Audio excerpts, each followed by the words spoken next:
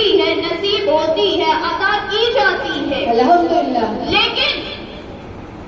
ایسا ولی جو اس دور میں موجود ہو، جو ہدایت دے رہا ہو، جو آج بھی ہمارے درمیان موجود ہو، ایسے ولی کی نسبت کم لوگوں کو ملتی ہے،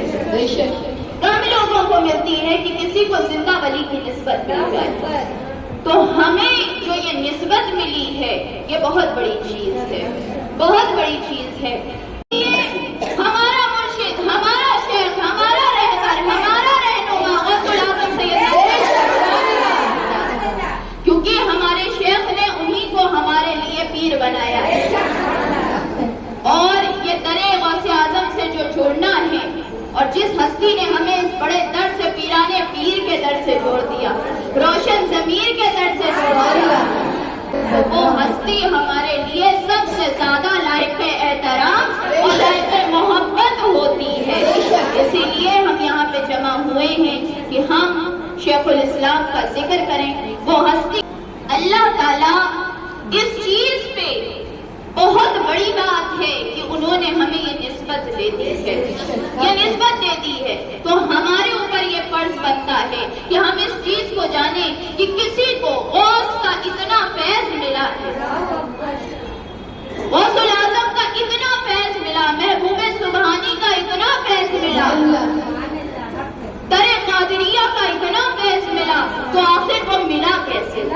وہ ہستی بنی کیسے؟ وہ ہستی ایسی کیسے ہو گئی کہ جس نے اپنے مریدوں کو، اپنے چاہنے والوں کو غوث اعظم سے جوڑ دیا؟ تو وہ ہستی بننے میں بھی بڑی محنتیں لگتی ہیں، بڑی مشقتیں لگتی ہیں، اور بڑی محنت اور دعائیں ہوتی ہیں، بڑی چاہتیں ہوتی ہیں، بہت سالوں کی محنت ہوتی ہے، اور لوگوں کی آنسو ہوتے ہیں، دعائیں ہوتی ہیں کہ اللہ کوئی ایسا بھیج دے، کوئی ایسا بھیج دے، تب اللہ ایسی نعمت اتارتا ہے۔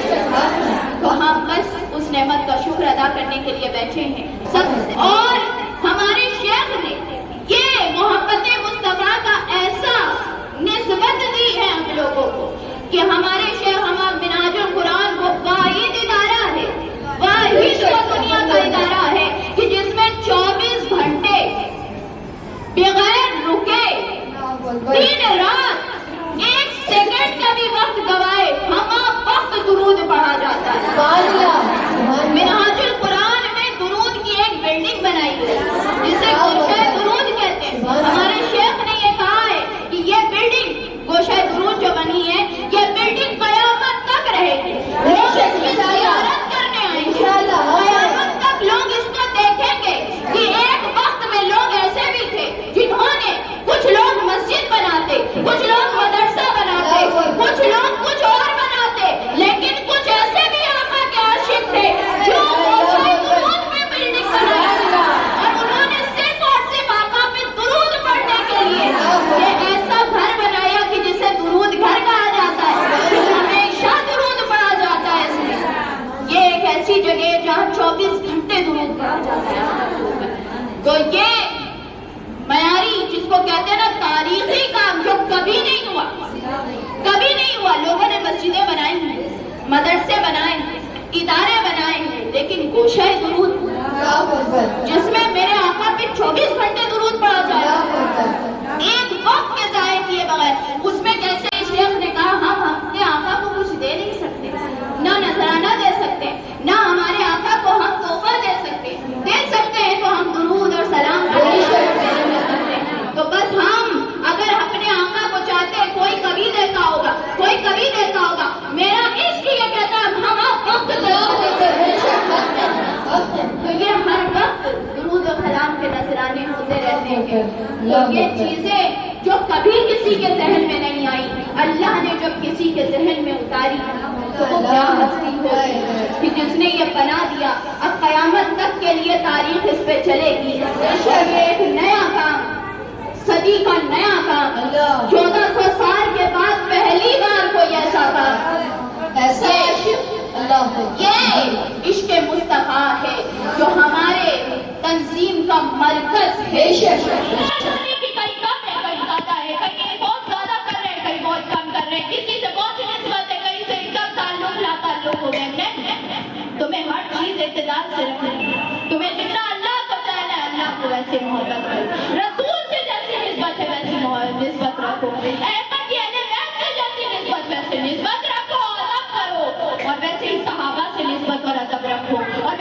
درجہ احترام سے رکھو، سب سے کرو، کہیں پر بھی تمہارا کم نہیں ہونا چاہیے، کیونکہ ہر چیز عقیدے میں ضروری ہے، ہر چیز عقیدے میں ضروری ہے۔ ہمارے شیخ کا کرم ہے، ویسے یہ علم کی وجہ سے جو ہمارے شیخ نے ہمیں اندھیرے سے نکالا، اللہ تعالیٰ ہمیں اسی عقیدے پہ رکھے، وفادار بنا کے رکھے۔ بلکہ میں یہ کہتی ہوں کہ قیامت کے دن بھی جب ہم اٹھے تو ہم اپنے شیخ کے ساتھ رہے، ہر کوئی اپنے پیر کے ساتھ رہے،